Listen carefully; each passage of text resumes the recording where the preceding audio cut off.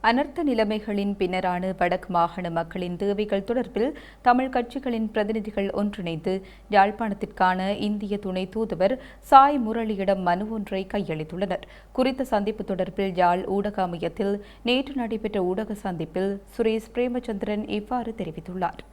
வடக்கு மாகாணத்தில் ஏற்பட்டுள்ள பாதிப்புகளையும் அதற்கு எவ்வாறான நிவாரணங்களை கொடுப்பது பற்றியும், முல்லைத்தீவு மன்னாரில் ஏற்பட்டுள்ள மிக பாரதூரமான இழப்புகளுக்கு உடனடியாக என்ன செய்வது என்பது தொடர்பாகவும், இரண்டாவது கட்டமாக என்ன செய்வது என்பது தொடர்பில் கலந்துரையாடப்பட்டதாக அவர் தெரிவித்துள்ளார். வடக்கு கிழக்கு மாகாணங்களை எதிர்காலத்தில் எவ்வாறு பாரிய பாதிப்புகள் வருவதிலிருந்து பாதுகாப்பது என்பது தொடர்பாகவும் கலந்துரையாடப்பட்டதாக அவர் குறிப்பிட்டுள்ளார். இந்த அனர்த்தம் ஏற்பட்ட பின்னர் இந்திய அரசினால் கொழும்பு ஊடாகவும் திருகோணமலை ஊடாகவும் பாதிக்கப்பட்ட மக்களுக்கு நிவாரணங்கள் கொண்டுவரப்பட்டமைக்கு தமிழ் மக்கள் சார்பாக நன்றி தெரிவித்துள்ளதாகவும் அவர் குறிப்பிட்டார். விவசாயம், கால்நடை வளர்ப்பு போன்றன பெருமளவில் பாதிக்கப்பட்டிருப்பதால் பொருளாதார நெருக்கடியை வடக்கு மக்கள் சந்திக்க நேரிடும் எனவும் இந்திய துணை தூதுவரிடம் எடுத்துரைத்ததாக சுட்டிக்காட்டியுள்ளார். வன்னி மக்கள் மீண்டும் மீண்டும் இடப்பெயர்வுக்குள்ளாகுவது என்பது ஒரு பெரிய சுமை எனவும் அவர்களுக்கு உதவுவதற்கு இந்தியா செயற்பட வேண்டும் எனவும் தமிழகத்தினுடைய முதல்வர் ஸ்டாலின் அவர்கள் தாங்களும் உதவி செய்வதற்கு தயாராக இருப்பதாக கூறியிருப்பதால் ஈழத்தமிழர்கள் சார்பாக அதற்கு நன்றி தெரிவித்துள்ளதாகவும் அவர் மேலும் சுட்டிக்காட்டியுள்ளார். குறித்த கலந்துரையாடலில் இலங்கை தமிழரசுக் கட்சியின் தலைவர் CVK சிவஞானம், ஜனநாயக தமிழ் தேசிய கூட்டணியின் பங்காளி கட்சித் தலைவர்களான சுரேஷ் பிரேமச்சந்திரன், தர்மலிங்கம் சித்தார்த்தன் ஆகியோர் கடந்த புதன்கிழமை இந்திய துணை தூதரகத்தில் நடைபெற்ற இந்த சந்திப்பில் பங்கேற்றிருந்தமை குறிப்பிடத்தக்கது.